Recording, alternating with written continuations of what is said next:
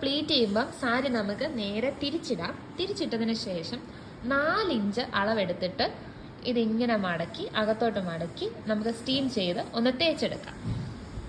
നമുക്ക് ഇത് ഹാഫായിട്ട് മടക്കി ഈ ഇഞ്ച് സെയിം ആ 4 സെൻറ്റിമീറ്റർ ഇതിനകത്തോട്ട് ചേർത്ത് വെച്ചിട്ട് നമുക്കിത് മടക്കി വെച്ചിട്ട് ഇവിടെ ഒന്ന് തേച്ചെടുക്കാം. നമ്മൾ പാർട്ടീഷൻ എടുത്ത ഭാഗം നമുക്കിത് ഓപ്പൺ ചെയ്തിടാം. ഓപ്പൺ ചെയ്തിടുമ്പം നമുക്ക് നടുക്ക് ഇങ്ങനൊരു ലൈൻ കിട്ടും. ഇനി ഈ ലൈനിലോട്ട് അപ്പുറത്തെ എഡ്ജ് ജോയിൻ ചെയ്തിട്ട് ഇനി നമുക്ക് ഇവിടെ അയൺ ചെയ്യാം. ഇനി ഇത് നമുക്ക് ഓപ്പൺ ചെയ്യാം. ഇത് കണ്ടോ, ഇവിടെ ഒരു ലൈനും കൂടെ വന്നു.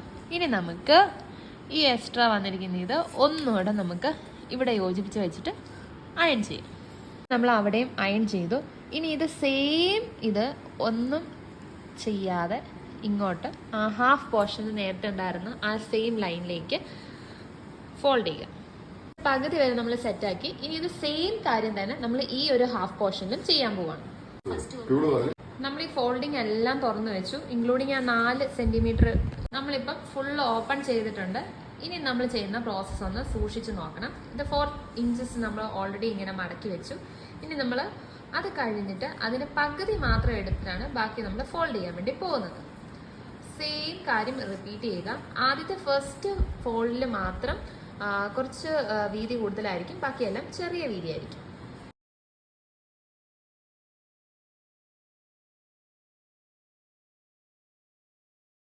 സെയിം പ്രോസസ്സ് തന്നെ നമുക്ക് ആവശ്യമുള്ള മെഷർമെന്റ് തോള് വരെയുള്ളത് എടുത്തിട്ട് നമുക്ക് ചെയ്യും.